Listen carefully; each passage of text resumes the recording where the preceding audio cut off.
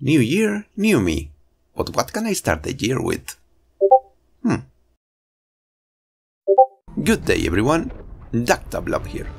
I'm pretty sure most of you have heard of Hyperglyph's next entry in the world of Terra, Arknights Endfield. While I was not chosen for the closed test, since there was no way in hell my potato would run such a game without it getting cooked. However, it is where the very awesome Sneeman come to the rescue, offering me a chance to see what the game was about, how the story started, how it played, and more importantly, how it fits as part of Arknights' uncertain future. To say we enjoyed our time there will be an understatement. However, I didn't want to just go and say, cannot wait to play it myself XD and call it a day. Thus, I have been spending the last few days analyzing these more than 12 hours of gameplay, the experiences I had as an over-the-shoulder player. Okay, here comes another jump. Okay, that was, oh! And compare it with previous experiences I had with similar games. So with that out of the way, and once more thanking Sneeman for this experience, let us start. A strange part to start with, right? But this is something that makes or breaks a game long before the proper release. As a matter of fact, Arknights' own presentation was what drew my interest before I ever give them a try, with the base builder sealing the deal. Thus it is expected for Endfield to follow suit with a similar presentation, right? Well, yesn't. You see, the architecture, technology, and even the geography of Talos 2 looks very in line with the Terra we know and love. However, there are little things which depart from it. For example, while the urban fantasy is still there is also this feel of technological and historical advance. While the actual date the game takes place was removed from the global release, it is heavily implied to be some good way into the future, with various hints peppered all over the place, in some of the operator files, and a certain pharmaceutical company constantly being name dropped. The German VAs. Reassuring us that this is the same universe, yet different enough from the one we already know, giving enough space to keep things vague regarding future events for Arknights, though I have a couple of gripes with these decisions I will mention down the line. Returning to Enfield's presentation, I think it works well in its favor, both as a way to tie to the already established world and set it apart from other games. It is not as cartoony as Genshin or the godfather of this genre, Breath of the Wild, but neither is it as dark and gloomy as Punishing Grey Raven or Gears Frontline, making an identity for themselves from the get-go.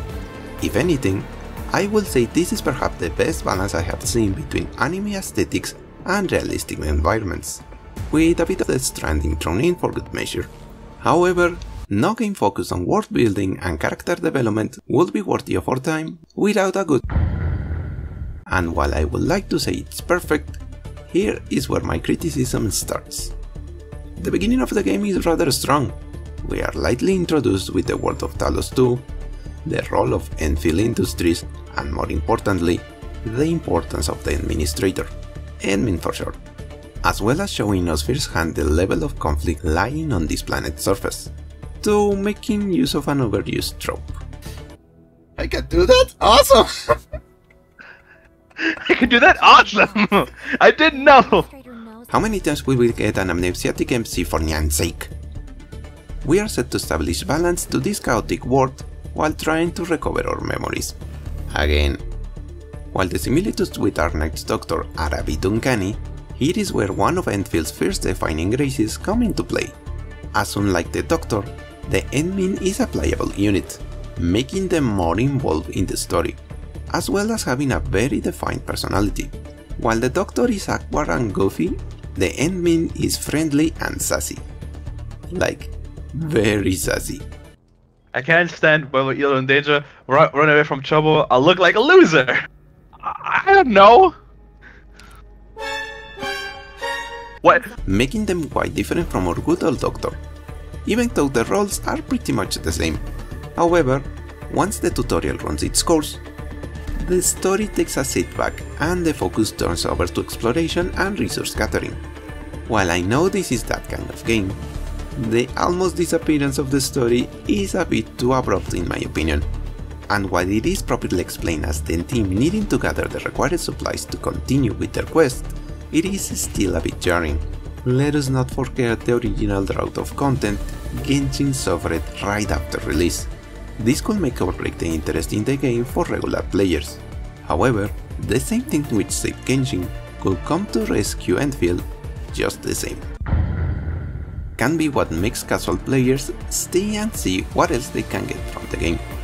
We will be touching gameplay in a moment, but first I would like to focus on how they feel and fit as part of Talos' story, starting with what I could only refer as the starter trio.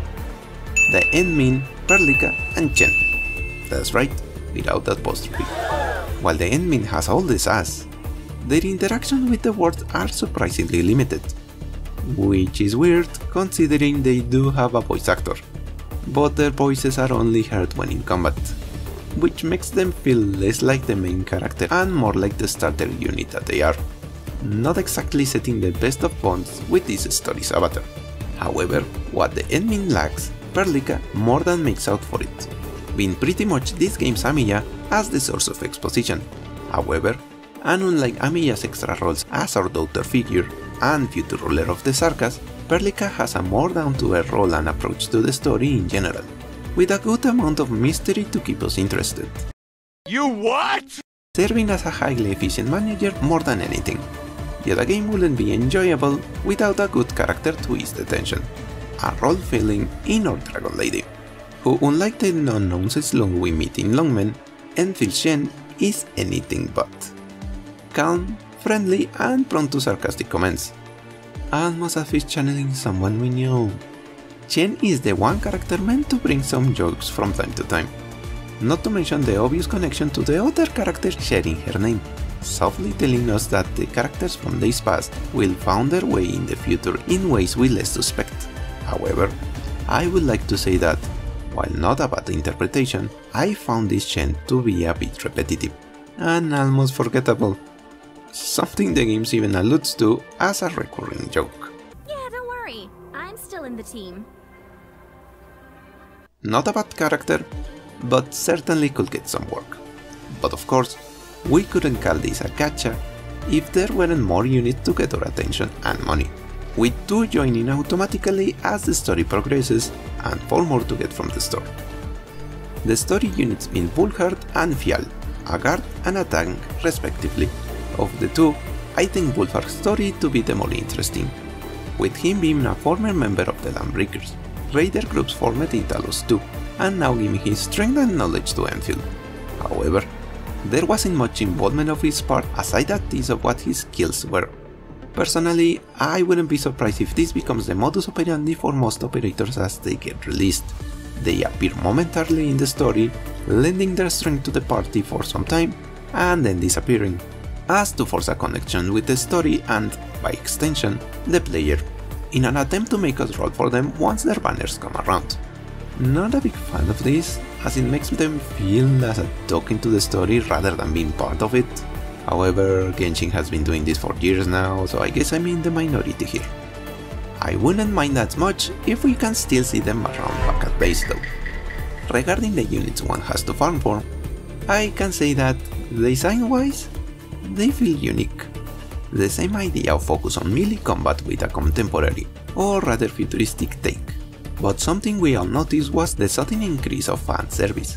This is the physics that I appreciate. Personally, I'm not against it, but it does feel a bit of a departure from their previous designs.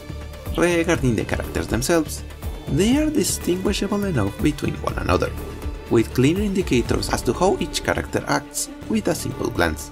Story-wise, they are just as interesting as characters previously seen in Terra, with subtle hints regarding the evolution the planet has gone through during this time. For example, this Night Lady here is a Sancta, an outbound paladin roaming the land with no guns or wings, telling us something happened to the latter alien religion in some way. In a similar case, we have Saihi, a Sarkas nun, who by all intents and purposes is pretty much a tech priest. I am not joking. Little hints like that shows how, while this is the same universe, we are definitely not in Terra anymore. I will touch on Angelina later. For now, no, there is an explanation regarding how is it that she is still alive this far into the future.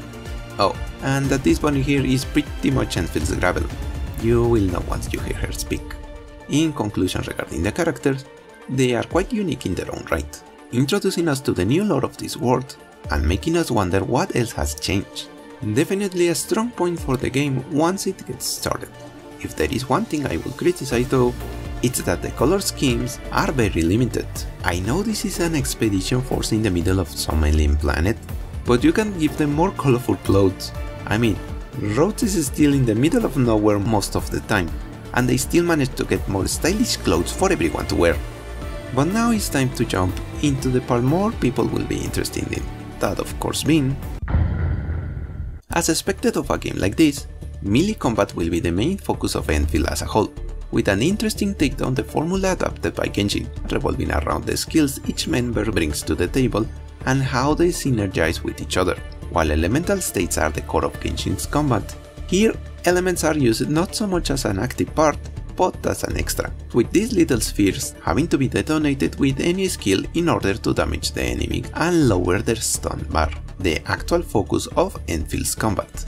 While the enemy receives minimal damage when hit with regular combos, the player is expected to spam as many skills as possible, as not only do they deal a good amount of damage, they also lowers the stun bar with each skill, until it's eventually depleted and the enemy fall into a stun state, where they can receive increased damage, making combat dynamic and quite a spectacle. But now, here comes the criticism.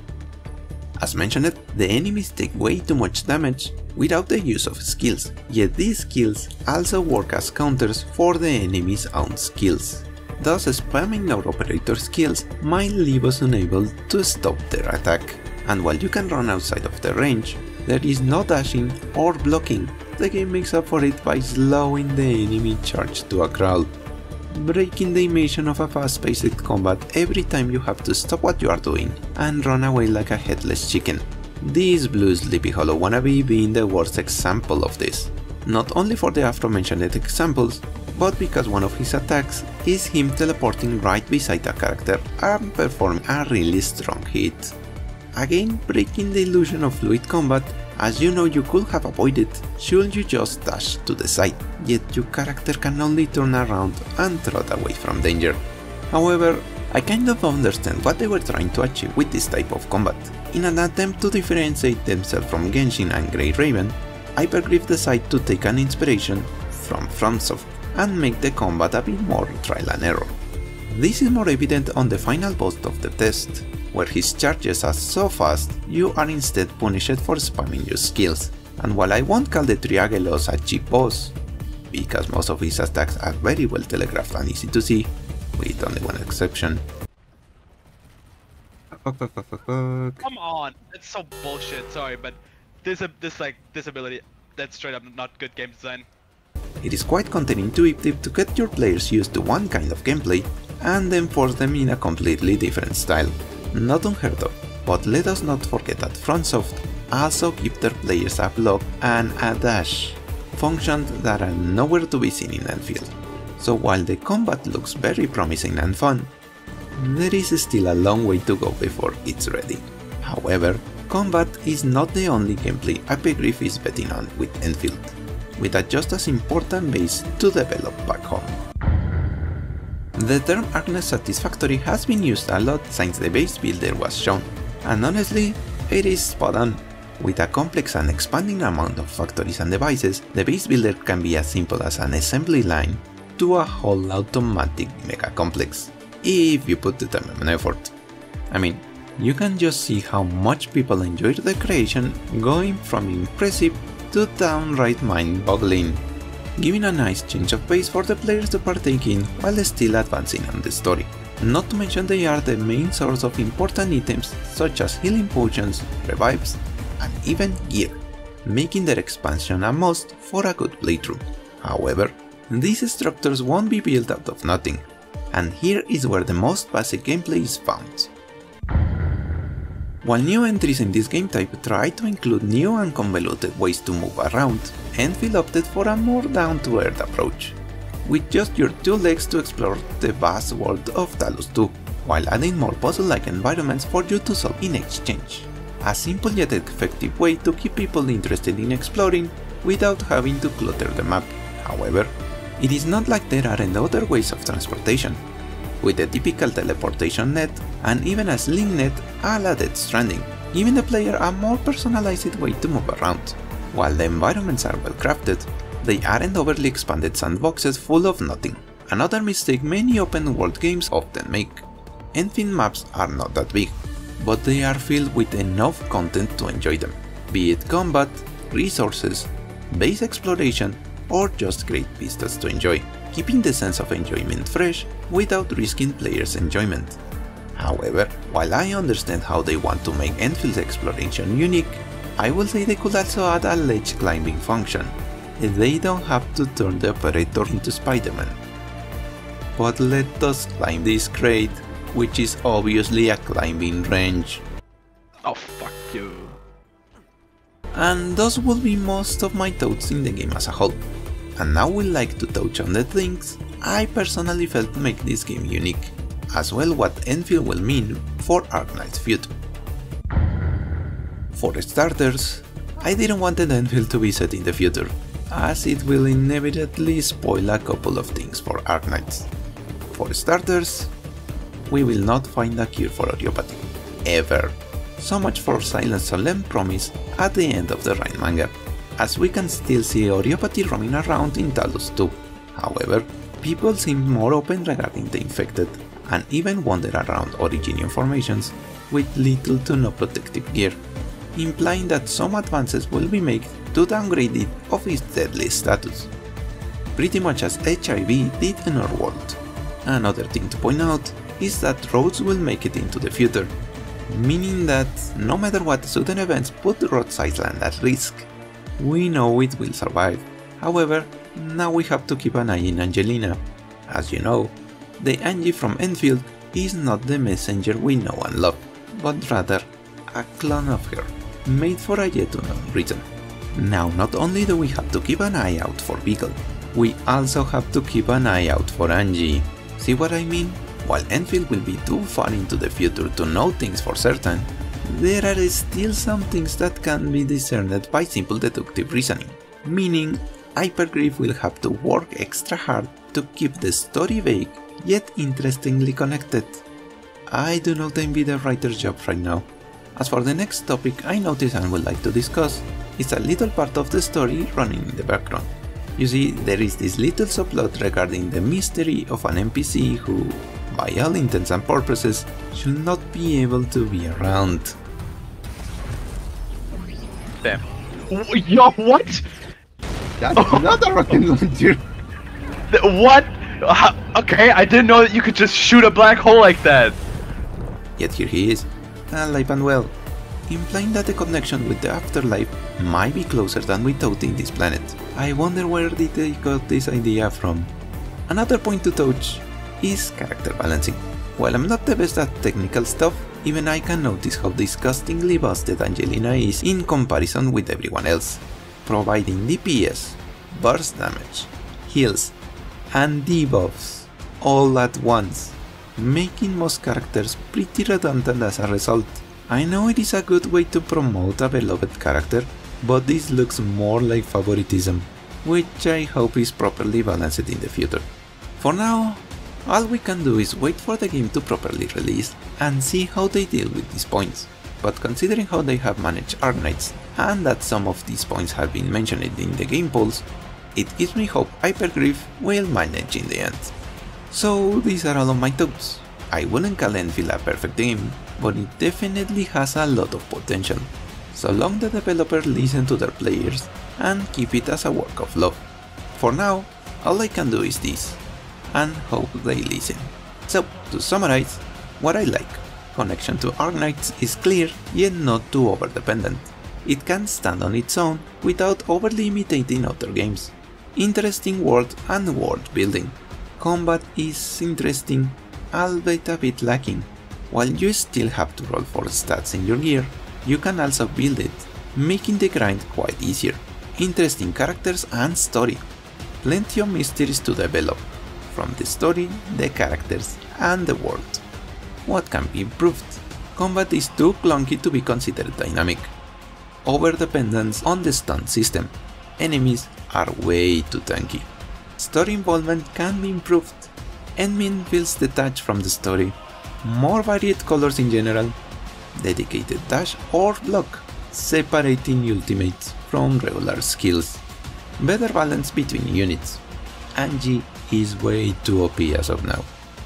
Personally, I enjoyed this playthrough from beginning to end. And while far from perfect, Hypergriff's new incoming game is very promising. I am more than willing to wait for them to polish things out and improve the experience. All left to do is to thank Sneeman once more for kindly sharing his playthrough in my Discord server, allowing everyone to join and have a good time. What was said there? No, please don't put that anywhere. That is not gonna be beneficial for either us. I think.